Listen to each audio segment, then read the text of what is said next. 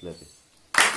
يا بشروا تكتب جوزك وين صاروا تكتب صار بجهنم وعد يلعن روح الأحرار يلعن روحك يلعن روحك يلعن روحك يلعن روحك يا حفيظ يلعن روحك يا حفيظ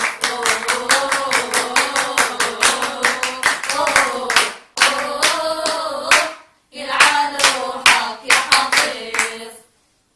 بسم الله الرحمن الرحيم. جلسة لإسقاط نظام بشار الأسد المجرم. جلسنا حرائر إدلب ونتناقش أو نتفائل بإسقاط هذا النظام بإذن الله تعالى.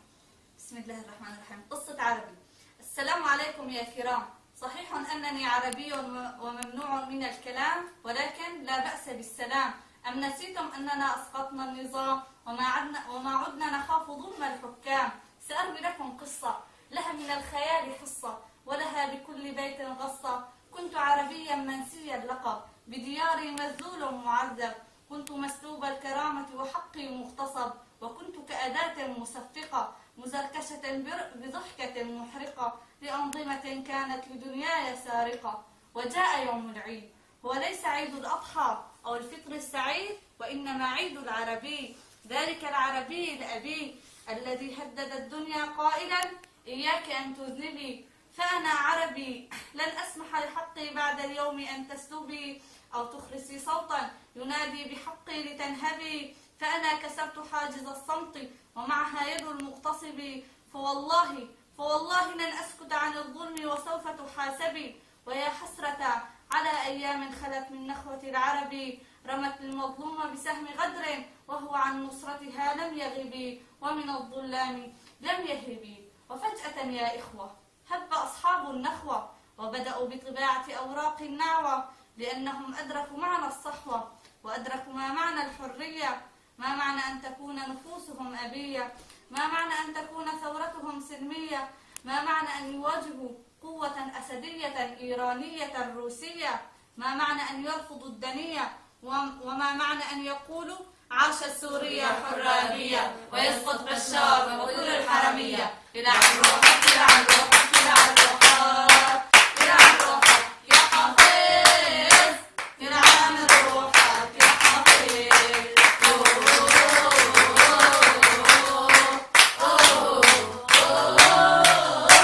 يلعن روحك يا حفيظ. يا حرائر، ربما الزاني يتوب، ربما الماء يروب، ربما يحمل زيت في الثقوب، ربما شمس الضحى تشرق من صوب الغروب، ربما يبرأ إبليس من الذنب فيعفو عنه غفار الذنوب. إنما لا يبرأ آل الأسد في كل المدن السورية من ذنب الشعوب. يلعن روحك يلعن روحك يلعن روحك يلعن روحك يا حفيظ يلعن روحك يا حفيظ.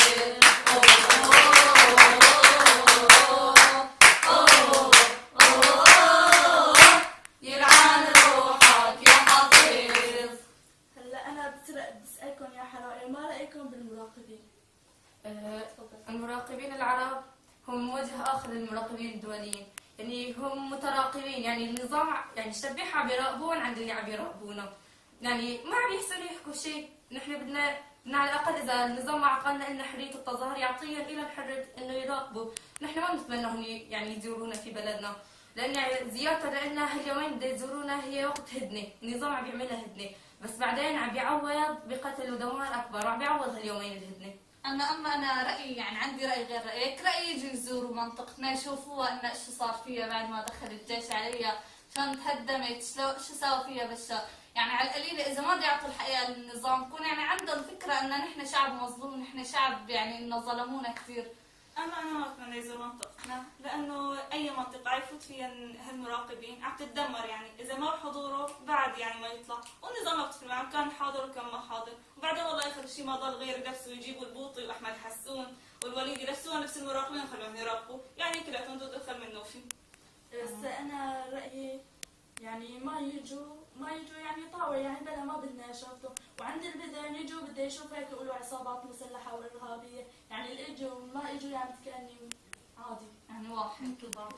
طيب أنا في عندي سؤال، إن هيك دائما نفكر يعني في إن النار بشار بكل اللغات ارحل، ما عاد بدنا إياه، نحى ارحل ارحل. برأيكم ليش لهلا ما رحل؟ هو حلف يمين ما تضل مسبة إلا ما تنقل على بشار الأسد، ولا لعنة إلا ما توصل لروح حافظ الأسد، ويعني وحلف ما يضل سوري إلا ما يقول يلعن روحك يا حافظ. انا بعتقد انه هو بده يعني يجوز عبير بده يهرب، بس يعني بما انه الحكم ما بايد بشار، يعني انيسه ما بعرف مين، يعني خلص انه هو رايح، بس يعني بعتقد يجوز يتعاقب من طرف امه او يعني شو بتعرف. يعني لو رحل رح تعاقب أمه. خلص يعني نفس الشيء. يعني وقت بده يرحل هيك بده تعاقب امه والصبار ان شاء الله، يعني بده يرحل يعني ان شاء الله. أنا رأيي يعني إن يعني ما بتفرق معه النار والحال مع النار، لأني إيش بهم الأرض من سواد الوجه، يعني مع تقديم اعتذارات للأرض، لأني مستحيل يعني يكون مثل بشار. يلعن روحك يلعن روحك يلعن روحك يلعن روحك يا حافظ، يلعن روحك يا حافظ.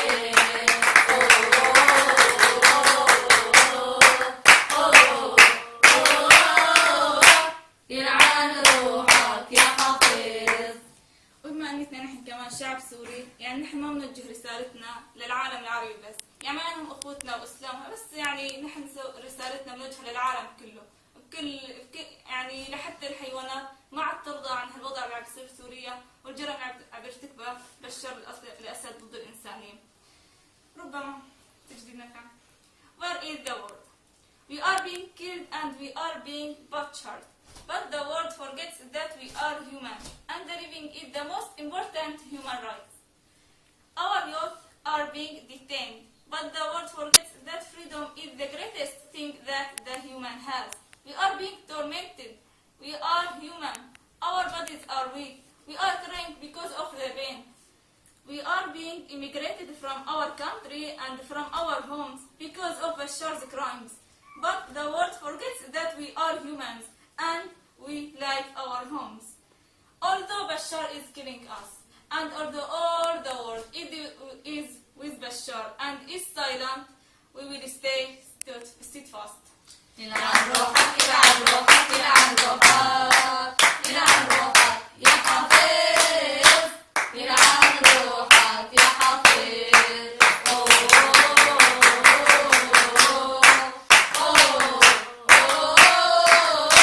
يلعن روحك يا حافظ. يا حكيم قريتنا أفتنا بقصتنا، فإن اليأس أدمع مقلتنا والظلم فتت مهجتنا. يا شيخنا كنت أسير الخوف والذل في مملكة الأسد، فيا للأسف. يا بني ابتسم فقد صحونا ونعمنا بالحرية ولعز كل سوري سما. لكني أفنيت عمري بالحسرة واليأس والبكاء. ابتسم وارض بما ربك قضى.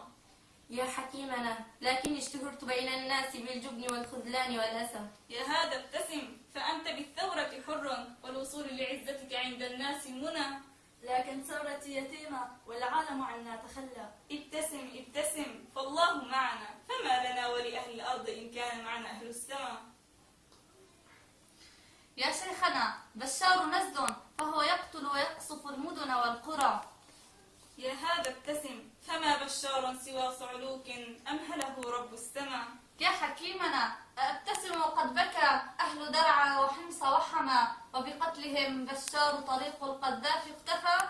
ابتسموا فبكاهم عنوان قصة فيها الظلم اختفى، وبدموع نسطر تاريخا الكون له احتفى.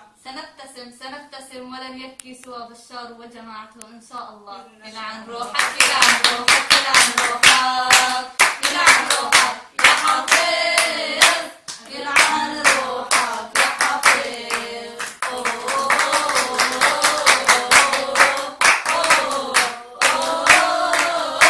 يلعن روحك يا حافظ.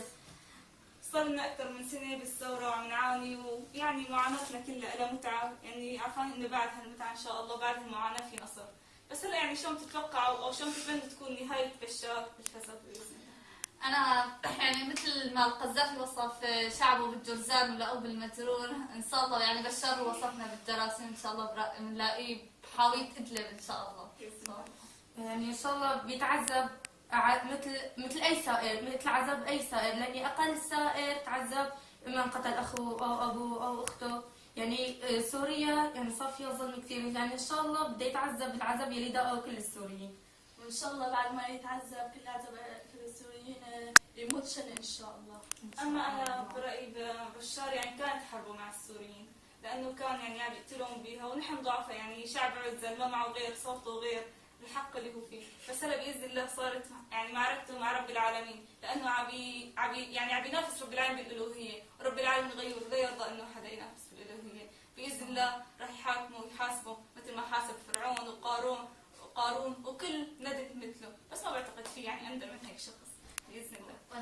يلعن روحك يلعن روحك يلعن روحك يلعن روحك يا حفيظ، يلعن روحك يا حفيظ.